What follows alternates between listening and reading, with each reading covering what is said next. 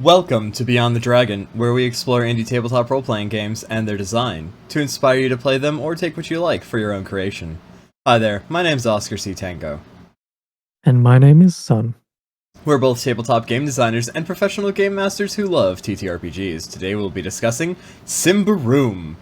Symbaroum is a dark fantasy role-playing game by Free League, or Free Lagan Publishing, published on November 11th of 2015, with the core rulebook clocking in at a total of 265 pages, priced at $25 US.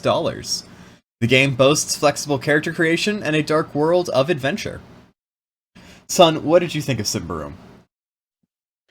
I really enjoyed Symbaroum. I have the physical book of Symbaroum specifically because for the longest time, I really fucking love the art that Symbaroum has.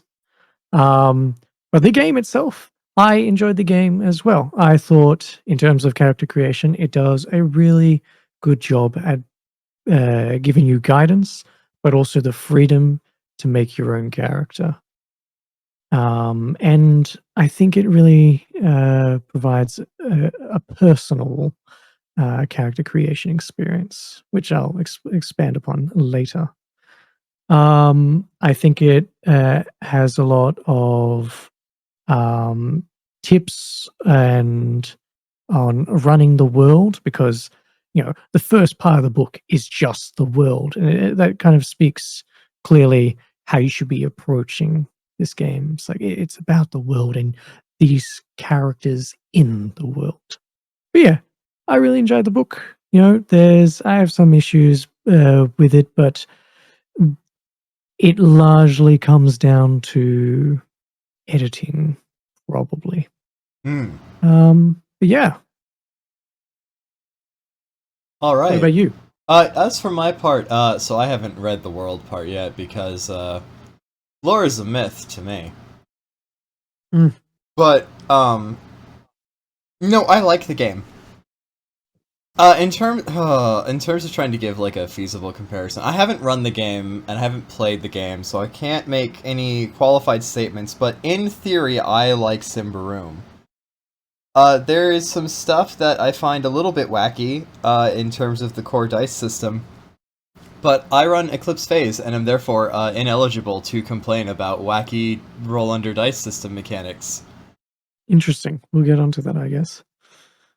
But yeah, no, I like the game. I think that, honestly, for its price, Symbaroum is an incredibly good choice of RPG.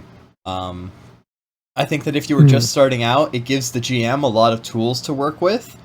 I think that if you're a new player, the game offers a good way to make simple characters at the start that then could go on to be like as you play, more advanced by going into the more freeform style of play.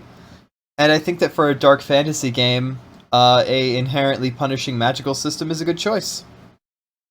And I'll add on to that. I really enjoy the dark fantasy nature of it, but I've always considered Symbaroum to be more of a melancholic dark fantasy, more somber than Warhammer.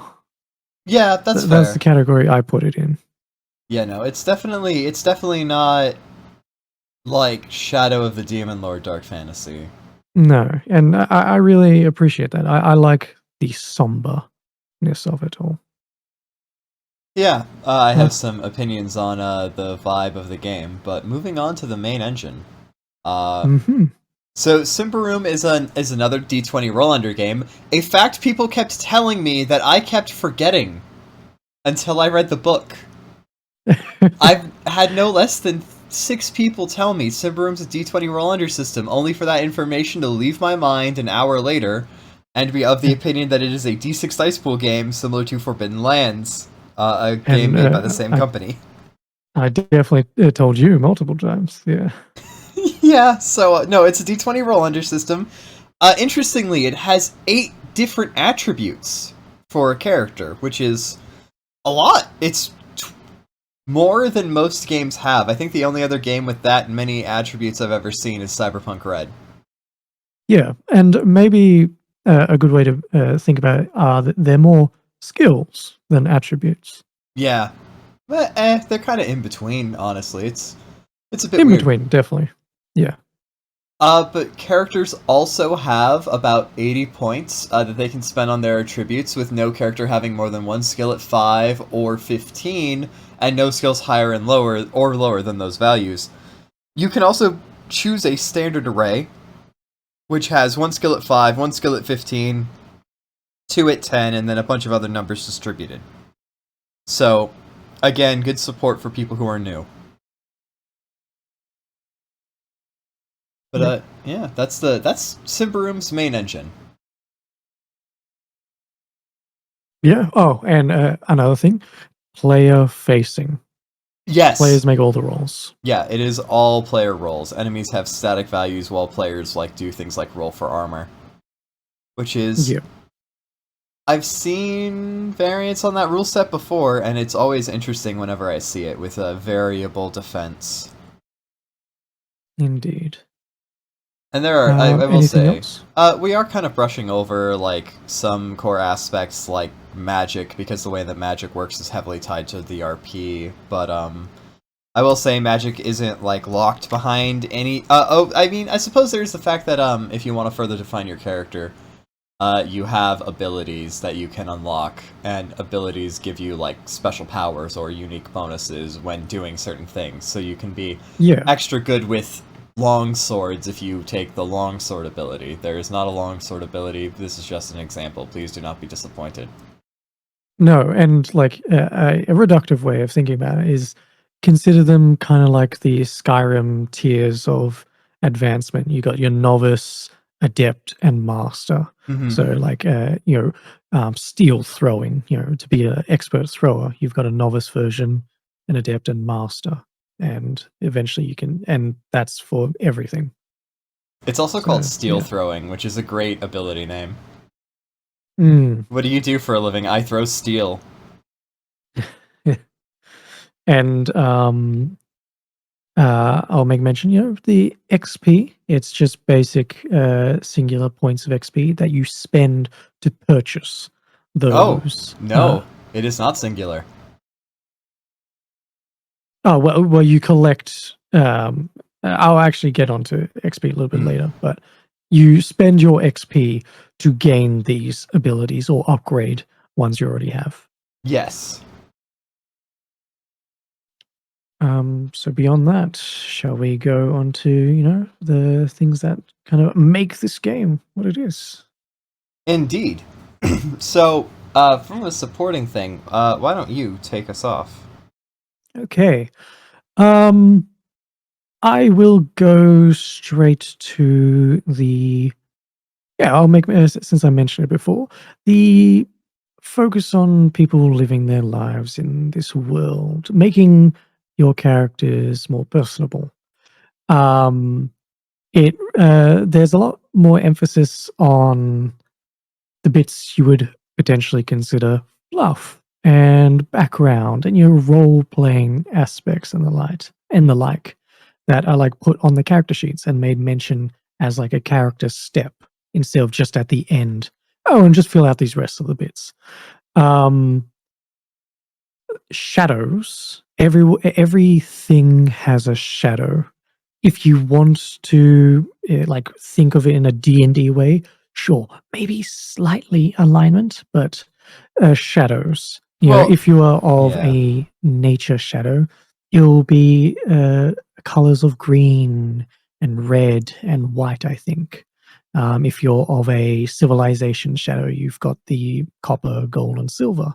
And then if you're of corruption, you've got a tainted version of either one, and the pure tainted ones are just pure void of black.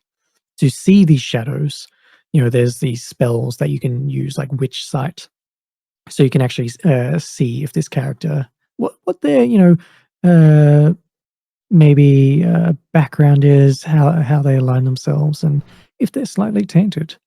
But the thing with these shadows is it tells you to describe your shadow. um, like emerald green that has a wisp of olive in it. Sure, just by default, that's green, your nature, but it wants you to try and describe it a little bit. So when someone uses Witch Side on you, you can show off a little bit of your character through your shadow. Then there's the step character quote. Make a quote up that kind of may define a part of your character or how they live and the like. And you get a couple items, but minor personal items, they're just free to add to your list. Some cards or like a bloody napkin that is the cause of a murder in your background. Yeah, just add them to your list. That's fine. And then a personal goal, not I want money, something more personal. It gives a list of examples as well that you are trying to aim towards. And then also, it's not just about you, it's about all of you, a group goal. And even calls out for a group name if you've formed yourself already then. Um, so, which I think is really good to have as a focus. And then on the character sheet, there's this place for your friends and companions. So list them down, detail them out. And in a sidebar, it even suggests for the attributes, if you want to make it even more about your character, maybe rename some of the attributes that better suit your character. Like rename resolute to maybe faithful, lucky, or fanatical. Maybe discreet is now sneaky, and cunning is learned, and vigilant is paranoid. And those were the little things that I saw just the character creation bit itself that made me feel more, maybe made me look more inwards when I was creating a character. And I Yeah. think that adds to the slightly somber, melancholic atmosphere. No, very true. It is very, very good at making you make a character who feels like they are a part of the world. And having played some games more recently that are a lot better at doing that, I gotta say, it's always a nice touch. Because even if you are just making a group that's going out and hunting horrible monsters, it's nice to have a reason to hunt monsters. To have a character and an arc that can begin and end. Mm, mm. And the fact that it's not just it's like called out sections on the character sheet, not just a blank space for extra notes. I think speaks to what the game is trying to make you focus on. Yeah, no, absolutely. Well, I say that. I didn't really look at the character sheet yet, but that's mostly because character sheets are skippable reading when I'm doing these Curses. That was note literally taking. as you're doing the character creation step. It's right in front of your face. Yeah, and I skipped over it because I was like, oh, that's a character sheet. I don't need to read this. And then I went on to the GMing section. Fair enough. What about you? What's your first offering? So, technically it was that abilities comment, but that feels more of a main engine thing. So, on my end, so magic in this game are called mystical traditions. Spells are all kinds of interesting in this game, and I'm gonna get a bit more into them, but with this game being classless, it offers archetypes that you are utterly free to ignore. They are purely a, hey, do you maybe not know about Symbaroum? Here are some suggestions for functional characters that you can make. And even talks about what characters you might find in the world as NPCs. Yes. And, so I mean, as cool as that is, the thing about magic is not locked behind anything except for you buying into the ability to have a spell. And so, learning a spell is an ability. Just like learning how to use heavier armor or learning how to use two-handed weapons more efficiently. There are also magical traditions that enhance spells from certain styles. Witchcraft, sorcery, wizardry, and theurgy are, I believe, the list. I think I might be short And one there. sorcery. I said sorcery. Oh, Witchcraft, sorcery, oh, wizardry, and theurgy. I feel like yeah, there's a fifth one. and then the non-traditionals, Yeah, wild the card. scrappy ones. Yeah. And so, if you, for instance, take ranks in that, in a like spell list type, what you do is you get bonuses when using that spell list type. For instance, the ability to negate any negative corruption for learning the spells, or any negative corruption for casting the spells of that tradition at certain ranks, as well as like bonuses to usages, things to add towards certain spell casting abilities. But you don't need these.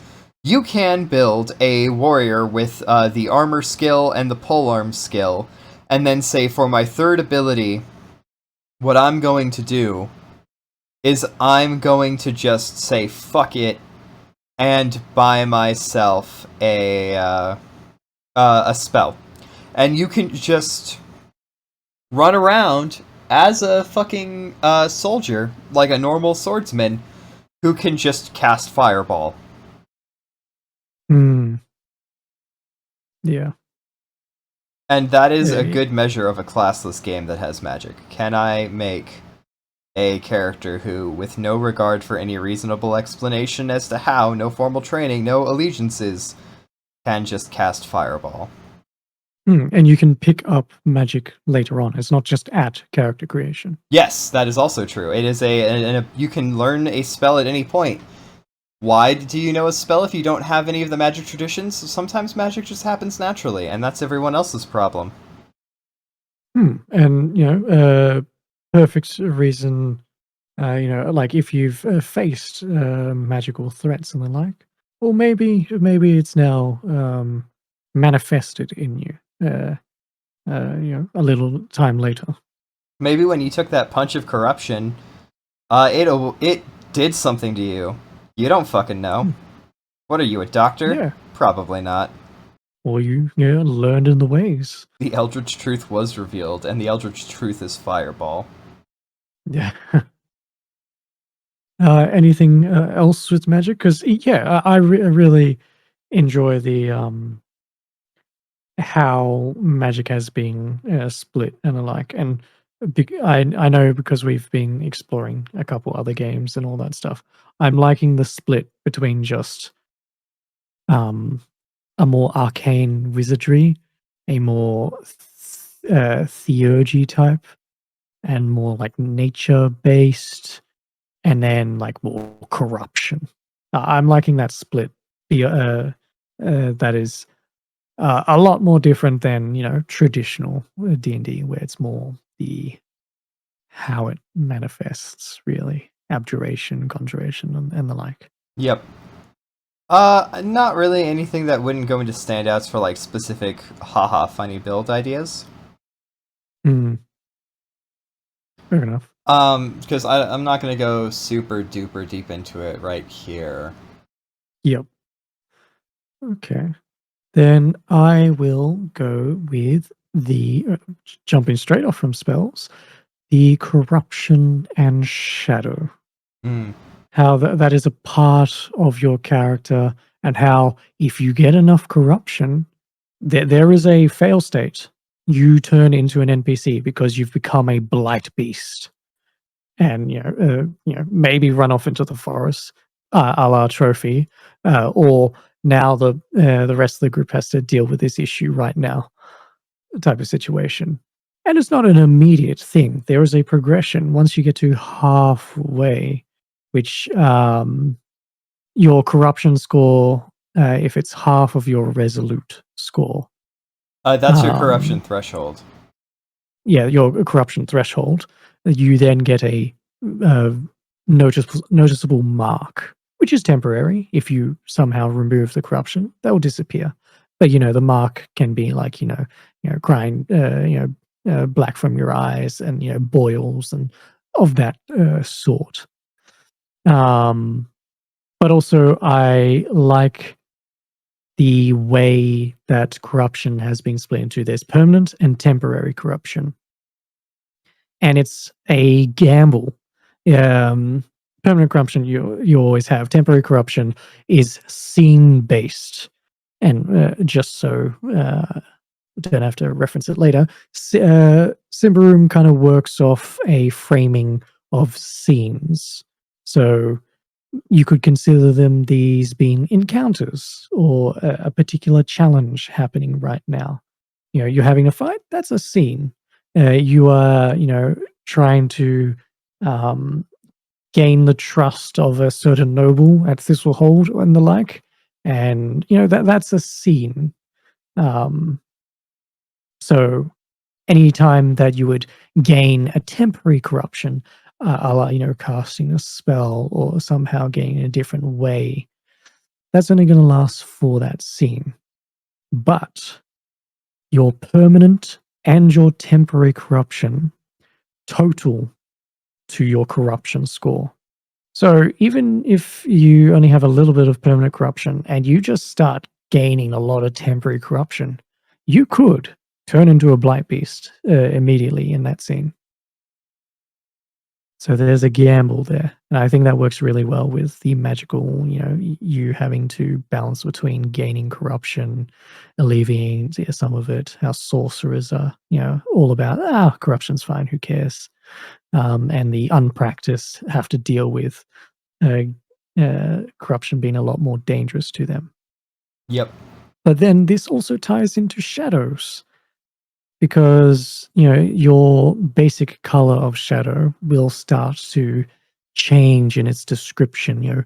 The metal colors of civilization shadow are now rusting and flaking away, and goes back into describing how this corruption of you is slowly destroying your character. It's nice. It is sure nice that your character can be destroyed. I will also say, since we are discussing corruption and magic, that was one of the things I wasn't going in depth on. You gain a permanent corruption every time you learn a magic, unless you have special abilities that let you not take a corruption. But one of the things about that is that means that, typically speaking, it is better to have a few strong spells, because upgrading a spell does not gain you more corruption, as far from the way I read that. Because you already know the Yeah. spell at Novice, if you then choose to learn it at Adept, or the Adept version of it, it's not like relearning a whole new spell. Yeah. Yeah. It does say new spell, not improve a spell. So it makes having Yeah. an arsenal of a small number of powerful spells a bit more viable, which is kind of good because, boy howdy, the spell list isn't crazy long in the core book, but it is a lot, and it makes being a spellcaster a lot more expensive than being something else. Mm, mm. Because a spellcaster might start out with 3 spells, 5 spells, or 2 spells, or 1 spell. Because when you start out, you get a certain number of abilities. You get 3 abilities with 1 at Adept and 2 at Novice, or 5 Novice abilities.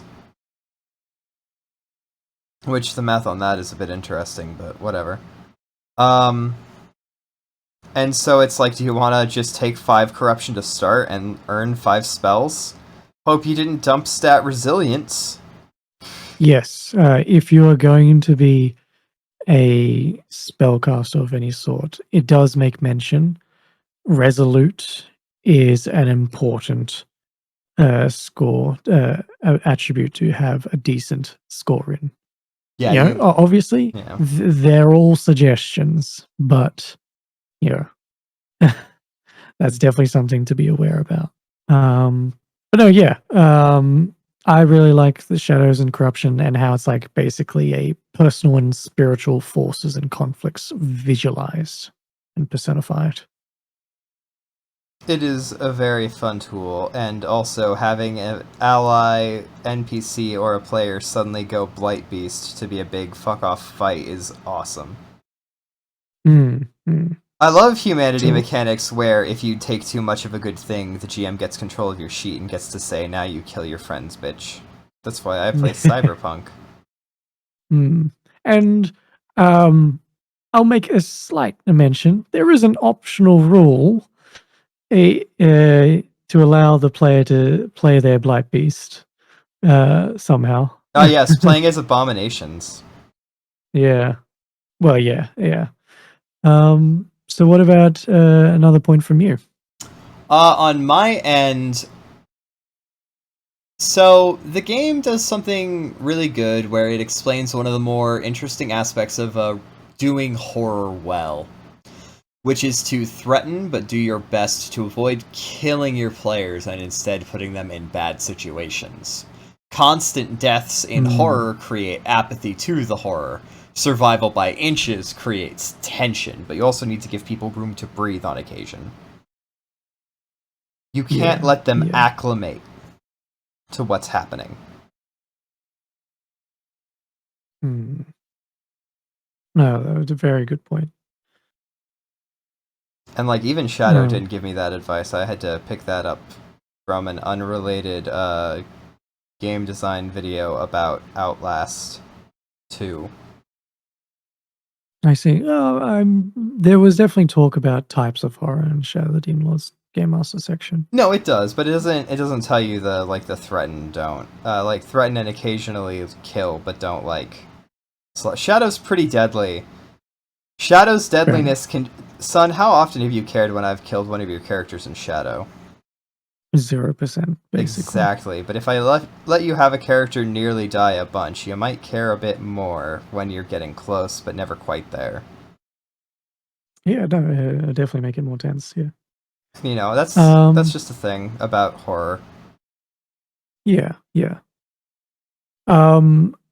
One point that I'll make is, uh, yeah, more of the world. The first part of this book is just a nice world summary, or well, I should say setting summary, not world, in which you will be roaming around the um, region just below the mega forest of Davokar. And a lot of your adventures, if not in the plainlands, will be within the deep forest of Davokar itself. It provides a great breakdown of what I would state is probably the starting location or at least home base of your player characters, Thistlehold, because it is the settlement directly on the edge of the forest. But it provides examples of, you know, hireable NPCs if you're needing any NPCs. It provides a breakdown of um, places of rest and different qualities and how long you're renting from 1 day to renting to buying a whole house out, and actually gives examples of named locations next to each of those things.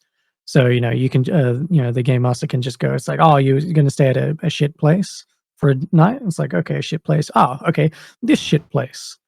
So if the players maybe uh, things go awry in that shit place, you can give more character to the locations without immediately having to make those things up yourself.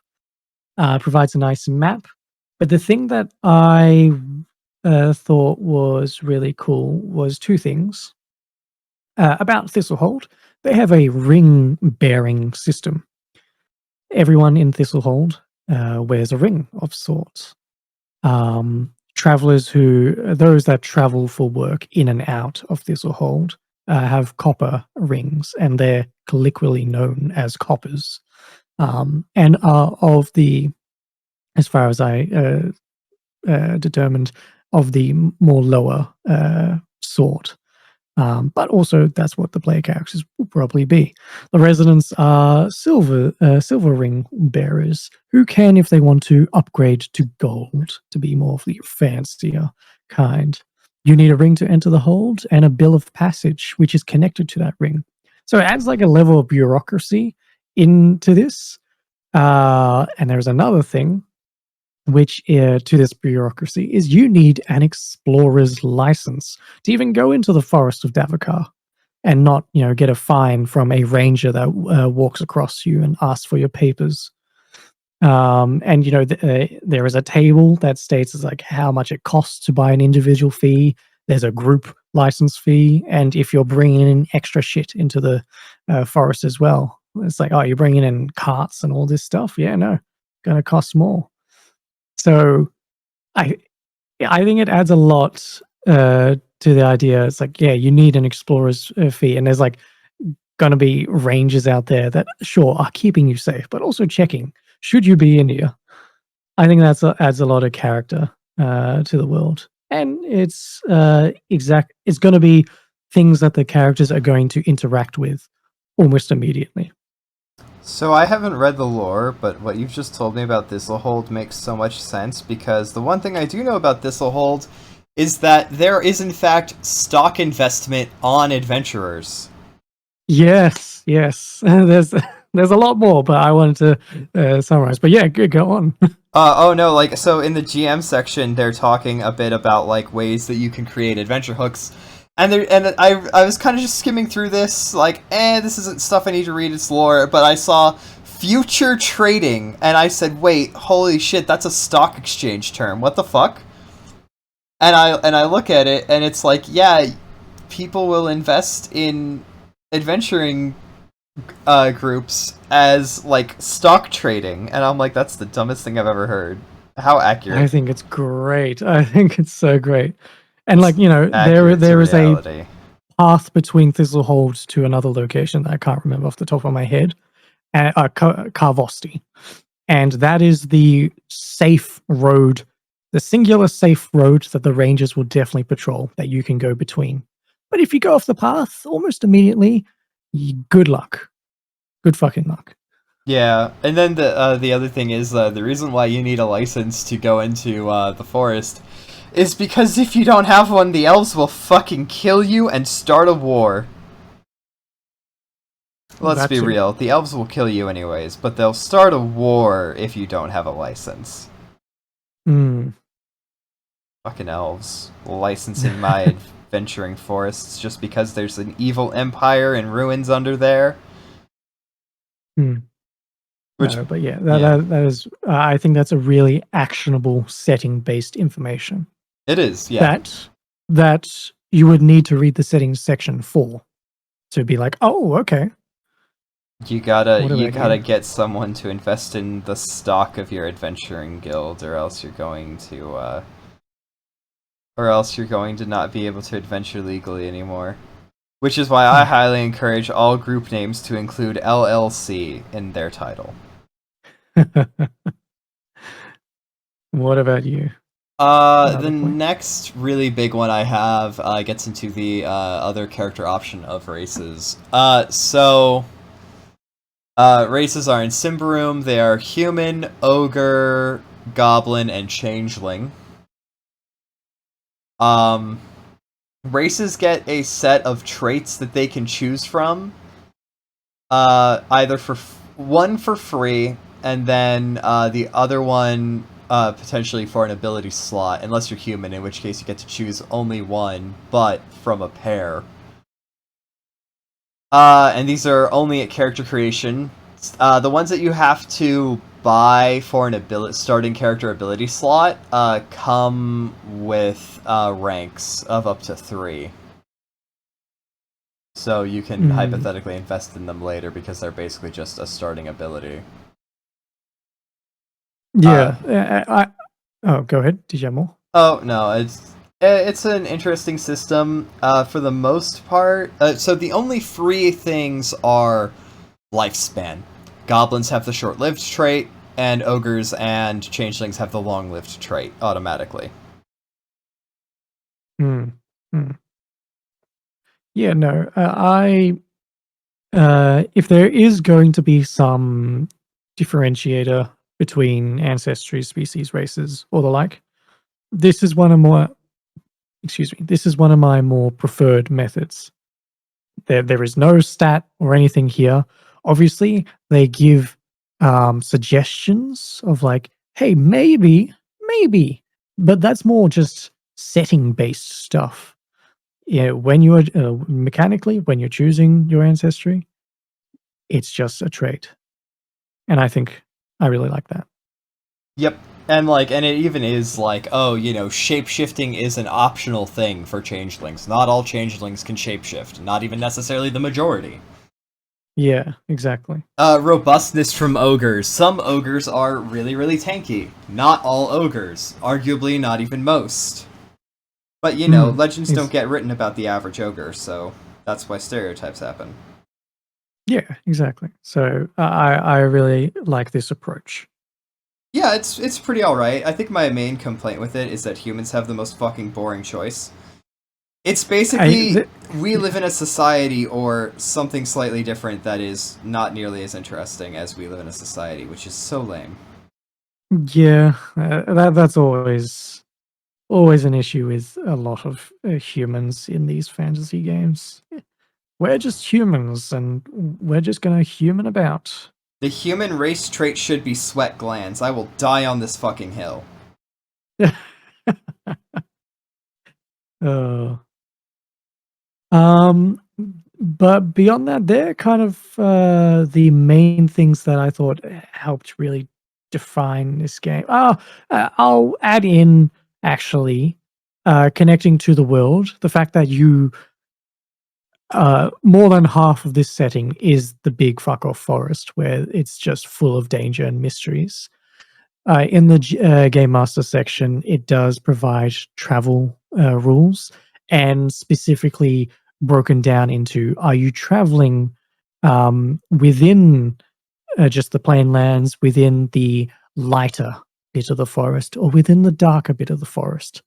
But then also are you? What type of marching are you doing? Are you doing forced, standard marching, forced marching, where there'll be no natural healing while traveling, or a death march, where you take one toughness damage, basically HP, but then you also have to test to avoid taking an extra d6 of damage. And if you roll a 20, since you want to roll low, roll under system, it means you're mortally wounded in some kind of accident while traveling, and also provides you travel speeds for each of those regions and encounter types for those regions as well. So it provides more support to actually travel in this world. It does. It does. Yeah. Yeah. All right then. Criticism time. Okay. All right, I've Uh, got a good one to yep. start off. Go for it. So the way that modifiers to roles in this game work are a little bit interesting. It's all player facing, and the way that the devs made that work, which you may or may not like or dislike, player, is that enemies have a fixed stat. Depending on the stat they have a different modifier. There's a table for this, but the gist of it is a 10 is no modifier. Below 10 is a bonus to your roll, meaning your target, and above 10 is a minus to your target when you are rolling. Yeah, it's 10 minus the value, whatever their value is. This is a bit whack to look at and takes a few double takes to realize. This is coming from somebody who runs a game like Eclipse Phase, where where the difference between a critical failure and a success is whether or not you rolled under or over your target.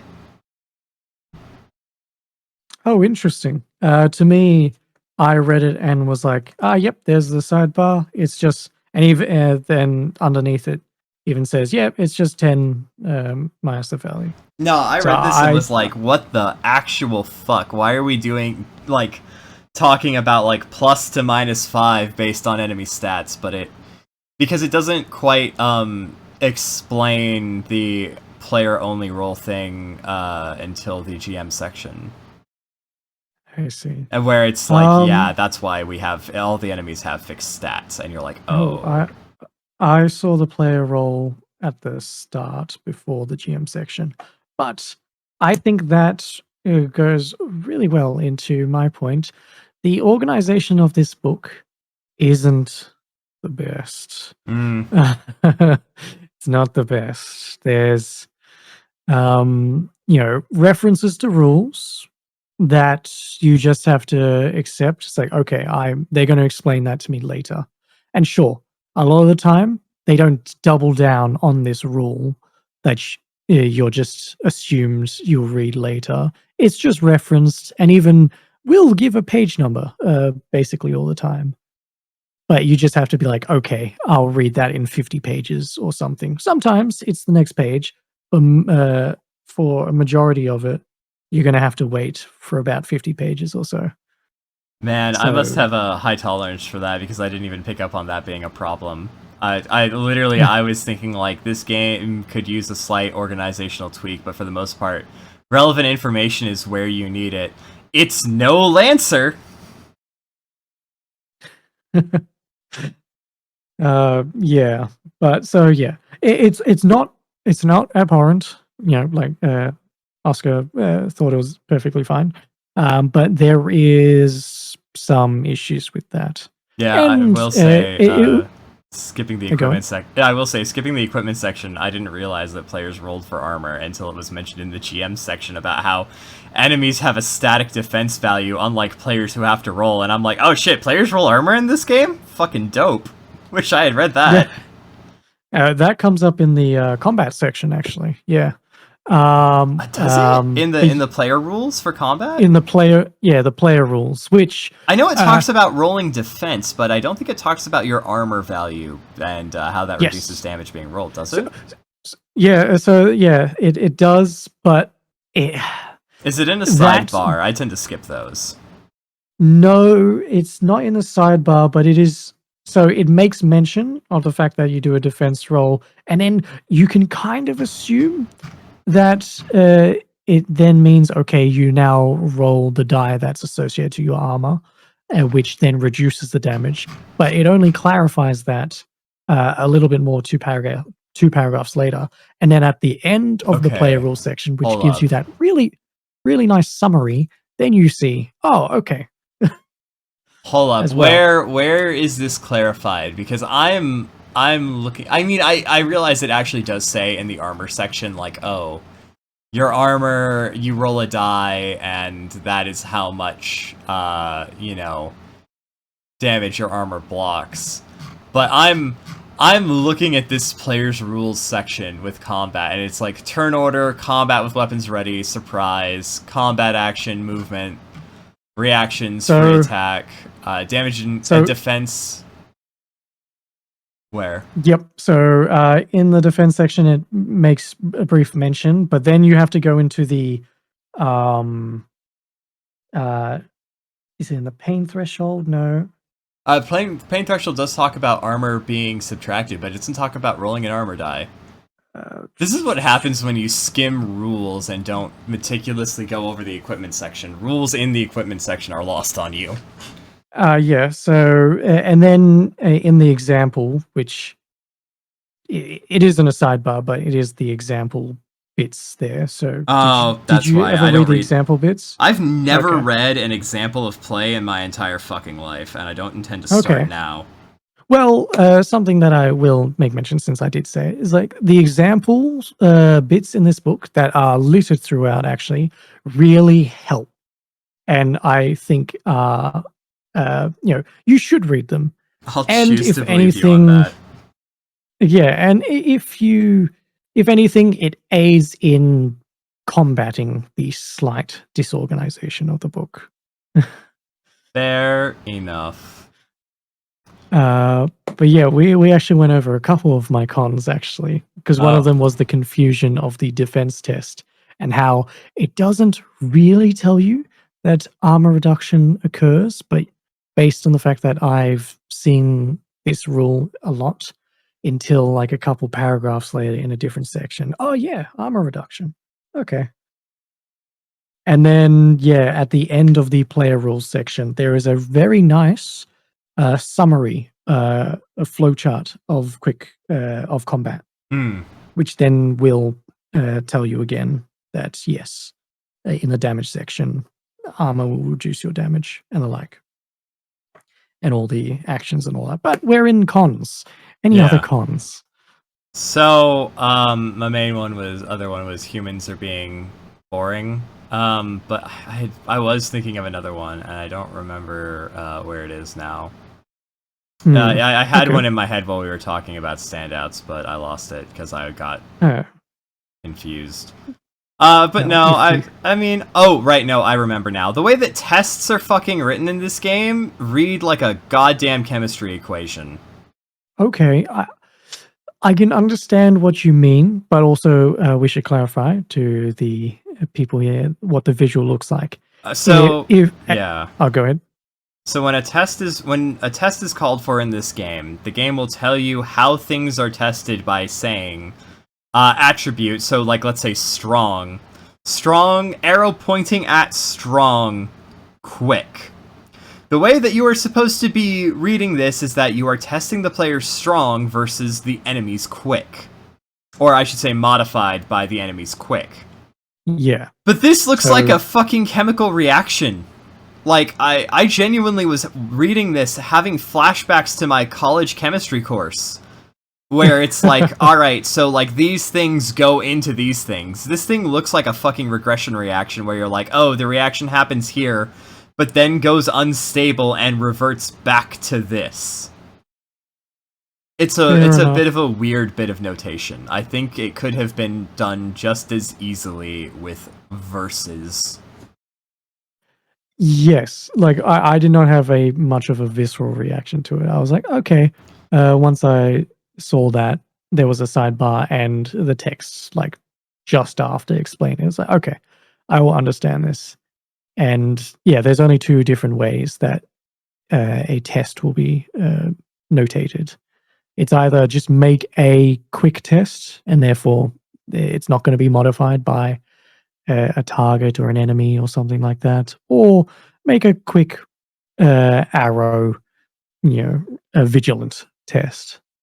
So yeah, if the enemy is trying to look out for you, it's going to use their score, which might be a negative and might be a positive, which Yep. will adjust your quick You know, target actually, value. now that I think about it, it's kind of weird that those are the only two notations because there are extended tests in the game where you need like a set number of successes over like the course of an event, and that is a more or less and that is a type of test that is quote unquote extended because you got to make multiple rolls, or you and your team have to make multiple rolls and get a number of successes.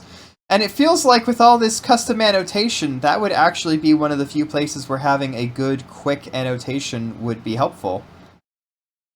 Like Vigilant E5 for Vigilant extended Vigilance test 5 successes. Um, I guess for me, um, I'm okay with them just stating if it was just going to be just 3 to 5, just the same tests in a row, I'd just be okay with it explaining to me, uh, just make 5 vigilant tests. But I can also see with how an adventure works, each test is probably going to provide more information. So you want to split those up and say, okay, make your vigilant test modified by whatever you want. Here's some information. Okay, here's another one. At the prefacing this all, this is an extended test. Just letting you know, GM. Yeah, like at this point, your Yeah. players will need to make an extended test. But all I'm saying is that if they already had weird notation, they had a place where the notation would actually cut down on the number of words to read, therefore actually serving the purpose of short form notation like that, and they didn't bank on it, which seems like an odd choice, is all I'm saying. But yes, I will agree. The arrow, instead of being V or VS for versus, is an interesting choice. You'll get used to it basically immediately. At least I did. Yeah, and But yeah, once you read it and learn that that's how they're writing the tests, I will say it does flow more or less fine, and like it's not exceedingly complicated. In fact, it even at one point in the GM section goes into reversing tests, and you're like, oh yeah, that makes a lot of sense, and that's fine and normal and good. But it's just yeah. it's so fucking like it's one of those things where it's like, why is it written this way? Because they decided to write it that way, and now I'm having flashbacks to my college chemistry courses, and that's fine. I liked my college chemistry courses. I think my teacher might have Well, hated me though. well, I didn't do college chemistry, so I guess I don't have any flashbacks. Um, for me, I'm just going back to organization since really that was the issue for me. Um, Enemy abilities. So enemies in their stat blocks, they have abilities, the same things that Oh players can yeah, the get. table in the middle of the text. I knew you would have hated that. Oh well, sure, okay. Actually, something I haven't ticked. This book has columns and pages like standard traditional books. And like standard traditional books, there's a lot of sentences and paragraphs that are cut off by sidebar, not sidebars, by tables, by just going over to the next column, the next page, and the like. And, you know, I know that's just traditional, but I'm not a fan. And it does make your flow of reading be interrupted, especially when there's just a massive table that takes up a lot of space or some nice artwork, but you could have put that somewhere else or just waited. But that's not what I was going to mention. I'm just mentioning that the stat block for monsters reads nicely. It's really easy, but the traits, which is basically the term for the monster's abilities, are just listed. Like this monster has alternative damage 1 and spirit form 1. So I have to, flip to the trait section or note those down what those are. Yeah, that's a pain in So the ass. so page flipping with a physical book is not as bad as I would say PDF scrolling up or control Fing. Um, but But yeah, I that is think still the it. PDF. No, it's not that hyperlinked. There's no fucking way it's that hyperlinked. Let me check. But yeah, it makes the stat blocks look very nice and compact, and I appreciate that. But it will make the GM have to either have those traits open, traits and abilities open, or write them down next to your stat block. Wow, yeah, that's fucking bad. So you know, like I'm okay with rules just being referenced, but like they'd have to be like notations or something, um, the different action types in Symbaroum. Combat, movement, free, reaction, special. That's fine because I will be using that language always, and I understand what that is. But these are actually references to special actions and rules that I have to flip to a different page for. I That's a will little annoying. say, I think that this would change as you become as right as you are. I think that this is a problem that becomes less and less the more you play Symbaroum. Yes, you'll get used to the traits eventually, but it will still be annoying because you will constantly be referring to it or at least having some kind of summary of the thing where however you keep track of your stat blocks. And I didn't check, but I know Foundry has a Symbaroum system, and I would assume the rule for those traits and all that is listed in there, so you don't have to look it up. Yeah, I'm not gonna lie. It seems like some more modern games, with the way that certain things are written, are explicitly designed to be run on a VTT or have you be near capable of memorizing stuff. Mm. But then also the GM does have a lot less to worry about with rule rolling and the like, so there's some weight lifted off of them.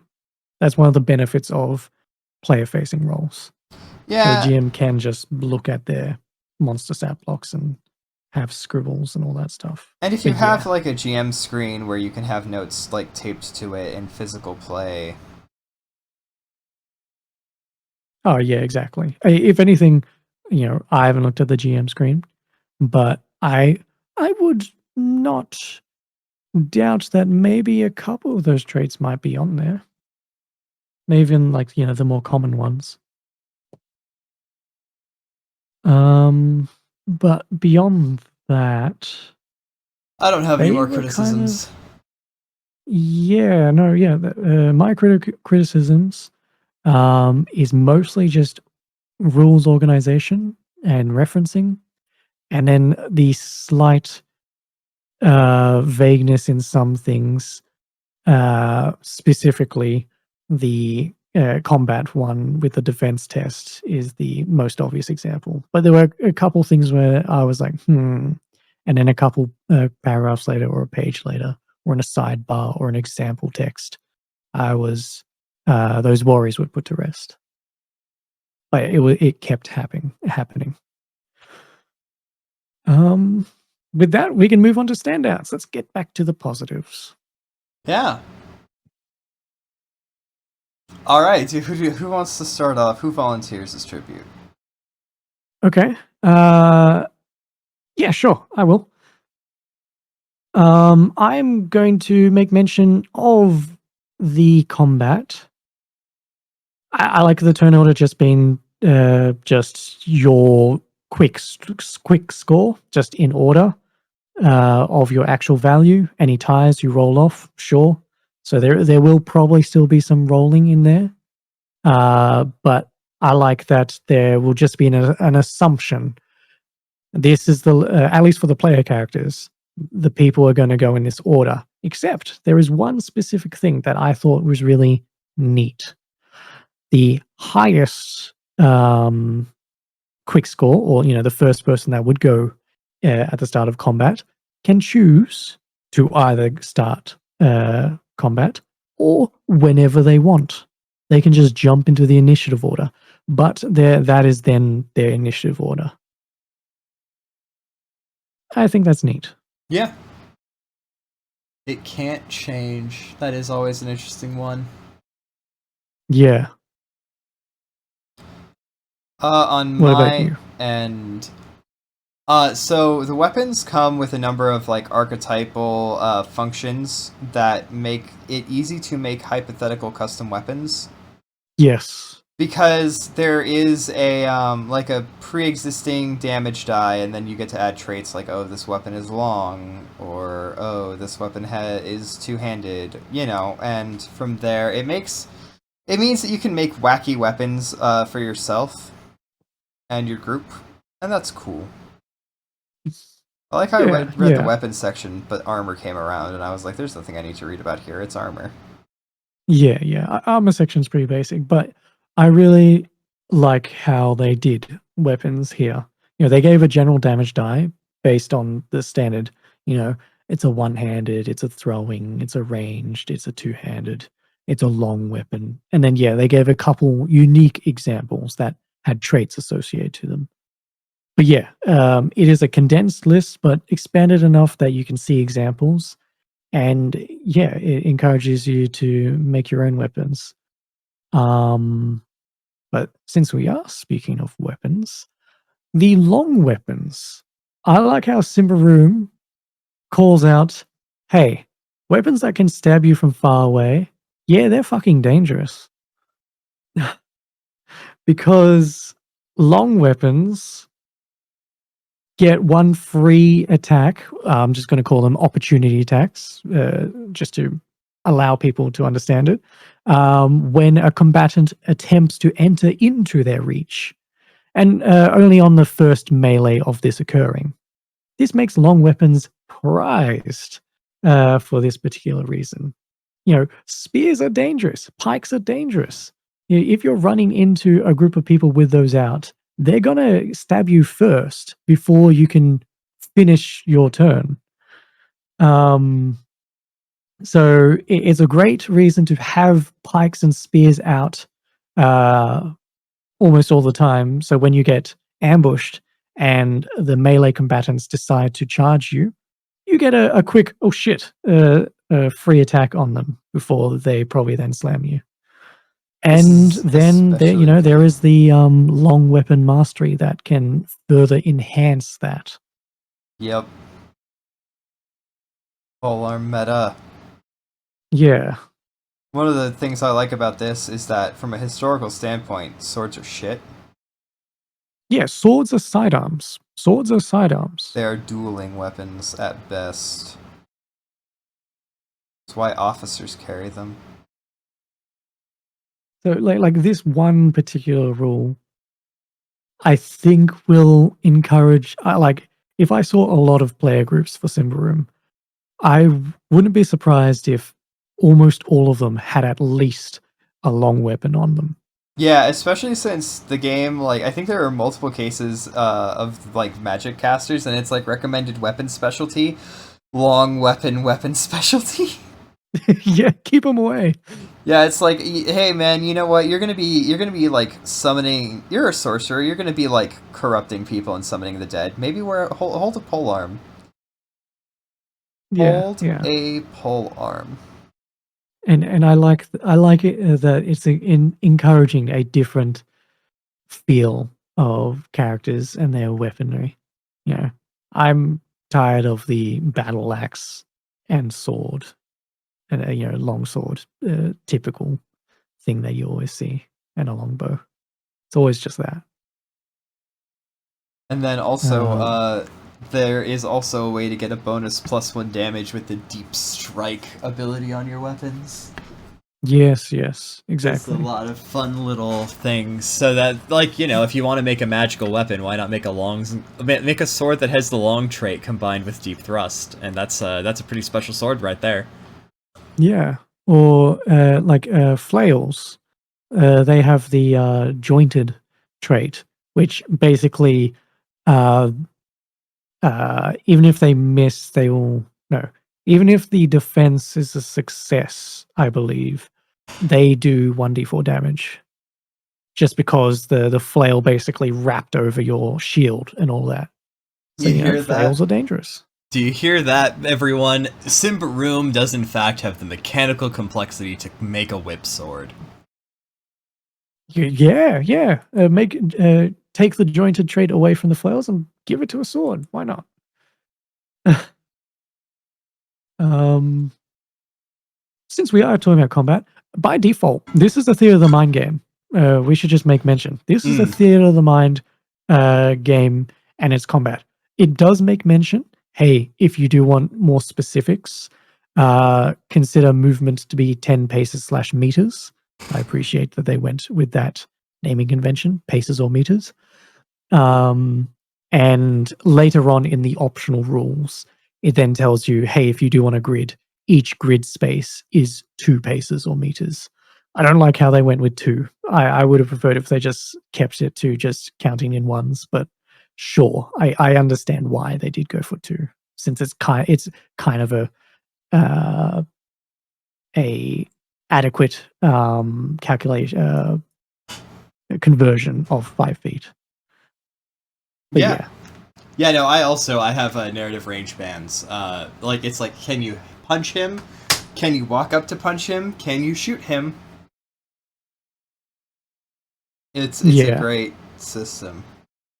And like I one of like I like Theater of the Mind, but it's always difficult for me to get into particular games where combat may be a little bit more extensive. But I think they provide a good guidance on how things work, and the abilities and all that work in Theater of the Mind's manner.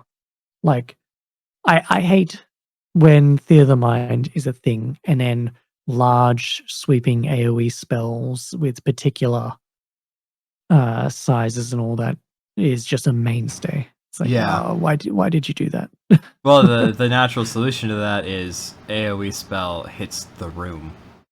Yes. If there's going to be AoEs, It's literally just targets a singular thing and maybe everything in that cluster if they're all within melee, or just the whole room. But no, and like it gives guidance on ranged.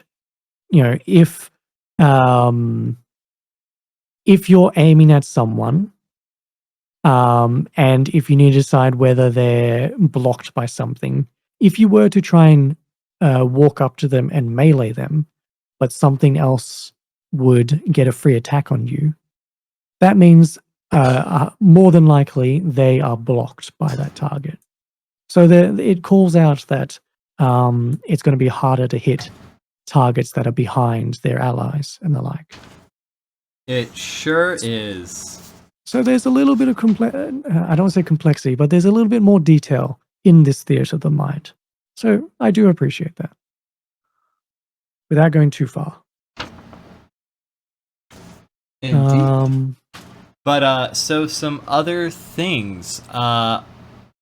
Actually we've covered mine. I will say this game, I mentioned it before, it has a lot of good GM advice. So if you are someone who is looking to get into tabletops and you're like, man, I really don't want like D&D 5e is super expensive.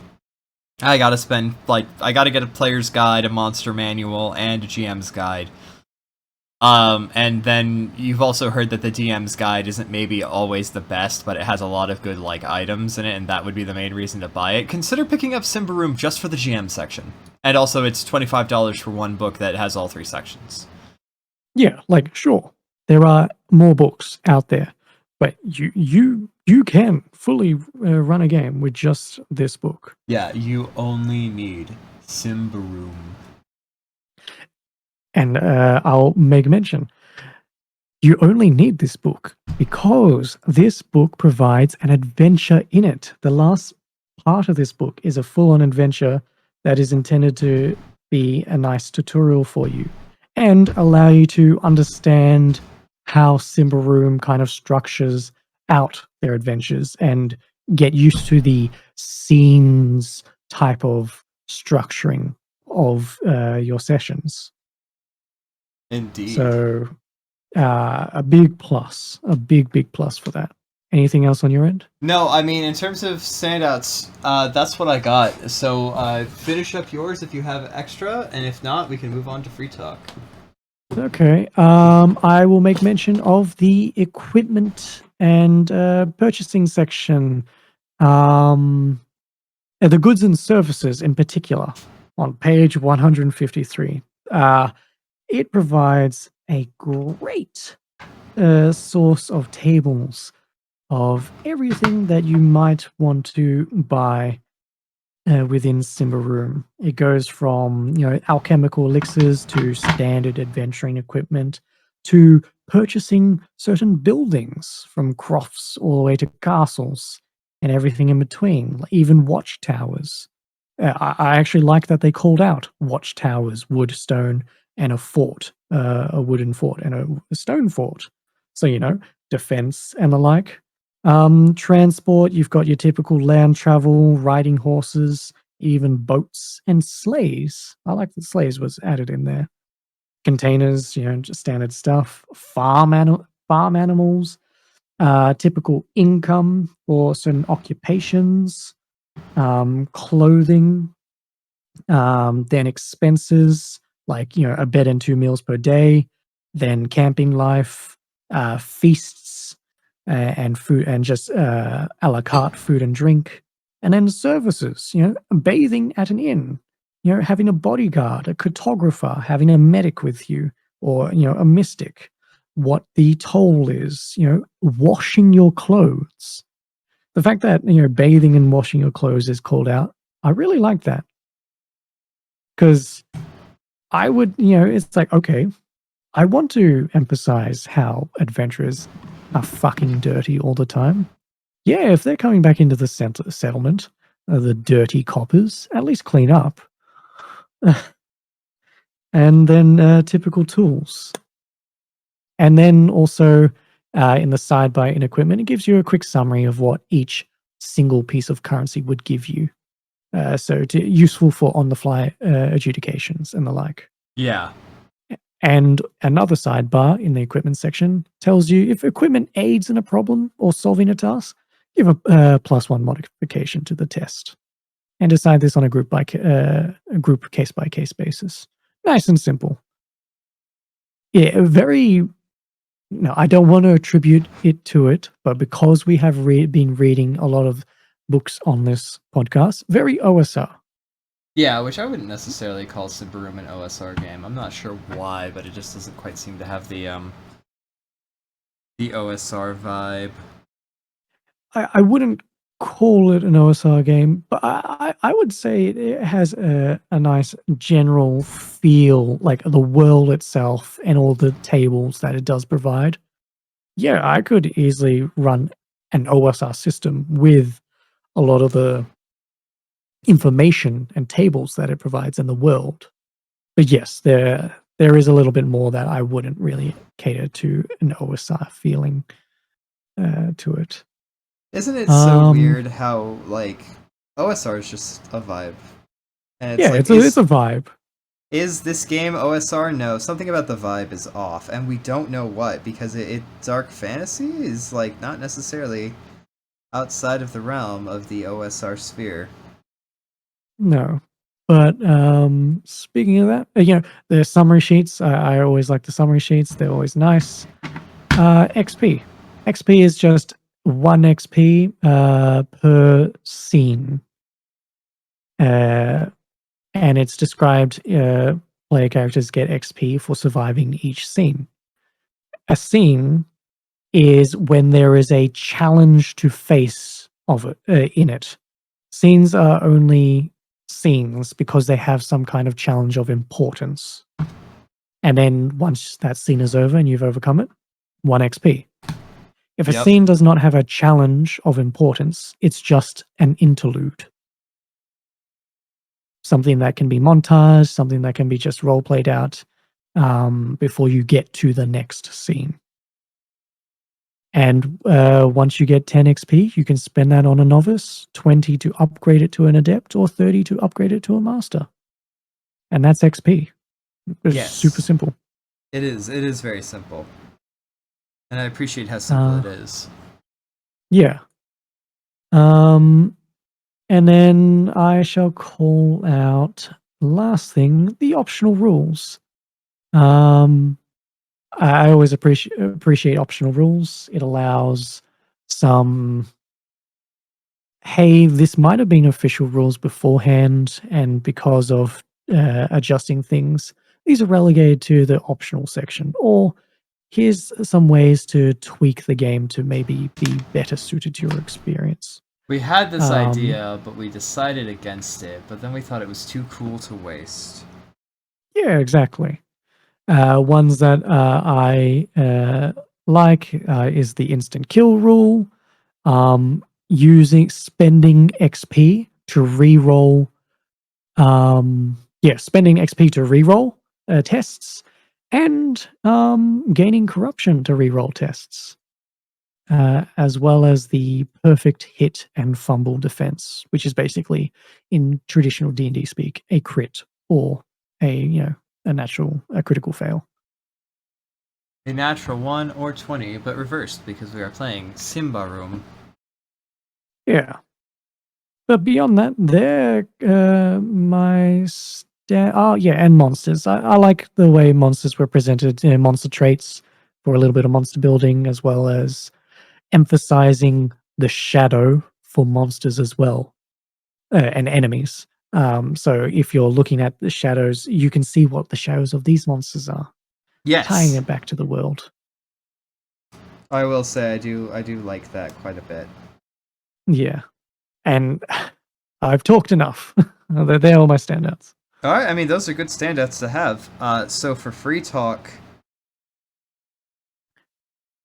Yeah, you go ahead. I need to I rest my voice for a bit. have nothing written. I'm not. I mean, Symbaroum. I would like to run Symbaroum. It seems like a fun game with some nice dark fantasy, and maybe I would be more inspired if I had read the lore. But I mean, truth be told, it just seems like a nice system to run with.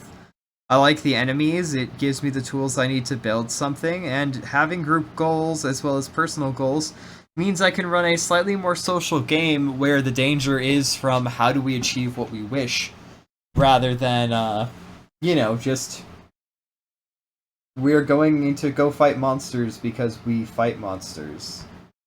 And I Yeah, always like like that. yeah, it's not a straight up fighting game. It provides you the clear rules when you get to that. But even that is pretty small. It's about exploration and intrigue. And then, a climax of those is probably going to be combat, but you're going to be in that first stage a lot of the time. Um, I also would like to run and play in Symbaroum. I like the world. I haven't fully read the setting, but I like the vibe of it. I like the vibe of the whole book, and the artwork really helps with that. Um, I enjoyed the novice adept master breakdown of the traits, and I wouldn't mind like taking that. I have already done something like that with a game, but I do like seeing other people's exploration of the same idea, and the tests itself. Another roll under system that I can go. Okay, I see how they've done their things. It's just roll under and a modification from -5 to +5 on the target number. Good. Uh, it's not any more complicated than that. Cool. Yeah, Um, yeah. but yeah, no. So, I mean, if we don't have much more to say in terms of the free talk section, shall we wrap up? Okay. I'll give my final remarks. I think Symbaroum oozes with enough flavor to back up its somber, dark fantasy setting, making the exploration of the megaforest and the surrounds of Davokar one that will be filled with corruption, intrigue, and violent death. I think this is a good game for players coming from D&D who want a more streamlined but still interactable system. Being able to create characters freely. Um, but you want a system that will provide the default assumptions of a more darker fantasy game. The freedom in its character customization, but with clear guidance for easy archetypes, should make building be extremely accommodating to those that want to go at it immediately or those, starting out and trying to feel the system. I like what I see with Symbaroum. I just wish it was written a little bit more clearly, but I do appreciate the constant summaries, the example text, uh, and the example text and the sidebars that all come with it. Um, totally be down to run it, and would definitely be heavily inspired by the setting if I read it more. Or if I don't run the game, I might, if I continue to read the setting, I might just run it with an OSR game and just use all the tables in it because I think the tables are pretty damn good. I think I would actually run Symbaroum as is personally. Oh yeah, I would run it like that as well. But if I eventually do run it or don't have the energy or the fear, in the correct mood, I could still run the world of Symbaroum. Yeah, no, that's fair. What about you? On my end, my closing remarks are: if you prefer horror to if you prefer horror to lighthearted fantasy, if you want to get into tabletop RPGs and are looking for a game that's a lot less dense than D&D but provides you a good horror rule set for a fantasy horror game, I think Symbaroum is a good choice. I think, in fact, Symbaroum might be one of the better choices you can make out there for both a first horror RPG or a first RPG. It's also only Okay. $25. It's half the price of any copies of the Player's Handbook. I mean, Yeah. it's great. Go get it. Oh yeah. But with all that said, I would like to thank you all today for joining us on Beyond the Dragon as we discussed Symbaroum. And I would like to invite you all to join us next time for more tabletop discussion and design. I've been Oscar C. Tango, and joining me today has been Sun Gone. You can find me at sungone_ and at sungone at many different places on Twitter and YouTube, and Sun on Start Playing Games, and Sungone on itch.io. And you can find me at Stranded TTRPG on Twitter and Hive. You can find me as Oscar C. Tango on startplaying.games and Stranded Publishing on itch.io, because I don't know how to standardize. Thank you for joining us all today, and remember, don't be afraid to adventure beyond the dragon.